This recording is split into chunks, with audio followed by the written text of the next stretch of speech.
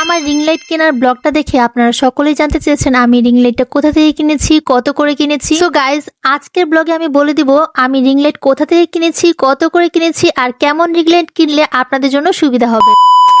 আসসালামু আলাইকুম এভরিওয়ান, আমি আজকে আমার ব্লগ তৈরি করার জন্য যা যা প্রয়োজন সবই কিনেছি। মোটামুটি একটা রিং লাইট কিনেছি, একটা স্ট্যান্ড কিনেছি যাতে করে আমি ছাদে ব্লগ করতে পারি, আর এটা হচ্ছে সেই স্ট্যান্ড। আর রিং লাইটটা আমি ঘরের জন্য কিনেছি। আর একটা মাইক্রোফোন কিনেছি যেটা আমি ছাদে বা বাইরে গেলে ইউজ করতে পারবো। এই মাইক্রোফোনটা আমি খুবই কম দামে কিনেছি আর এটা কিন্তু খুব ভালো একটা সার্ভিস দেয়। আমি এটা দিয়ে ইউজ করে আমার অনেক কাজ করি, জাস্ট এটাকে একটু চার্জ করে নিতে হয়। এটা ছিল আমার সেই রিং লাইট। ফার্স্ট দোকানে ঢোকার পর আমাকে দুইটা স্ট্যান্ড দেখাচ্ছিল, এগুলো আমি বাইরেও ক্যারি করতে পারবো। এই স্ট্যান্ড গুলোতে মোবাইল চারিদিকে ঘুরিয়ে ভিডিও করা যাবে। এটা নিচু করা যাবে, শুধু এটা নিচু তৈরি করতে পারবে। ও ওই সাইডে নিচু করা যাবে না। আচ্ছা আচ্ছা আচ্ছা, ও আচ্ছা।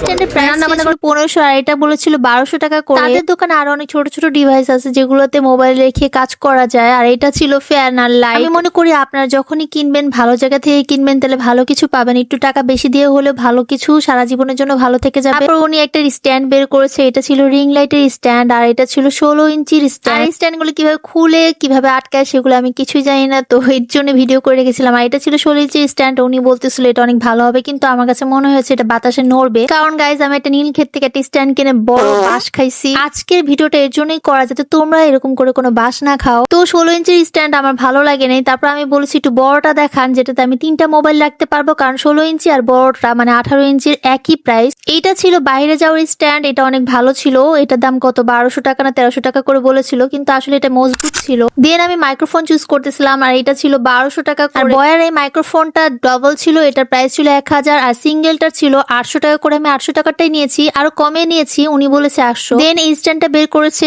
এটা ছিল একটু মজবুত আর আমি ওনাকে বারবারই বলতেছিলাম আমাকে এমন কিছু দেন যেটা বাতাসে ঝড় উঠলেও উড়ে যাবে না।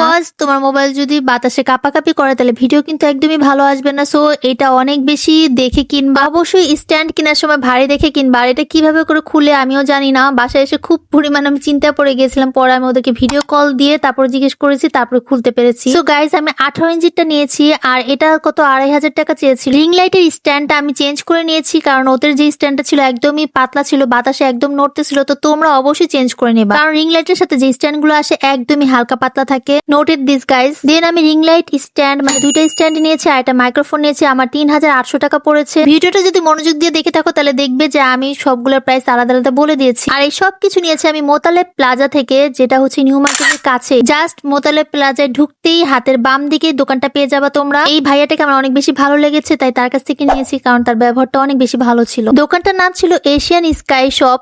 আশা করি আমার ভিডিওটা দেখে তোমরা ভালো রিং লাইট চুজ করে নিতে পারবা ইনশাল্লাহ। রিং লাইট সম্পর্কে আরো কিছু কারো জানার থাকলে অবশ্যই কমেন্টস করবা, আমি অবশ্যই রিপ্লাই দিয়ে দেবো। Thanks for watching, tata.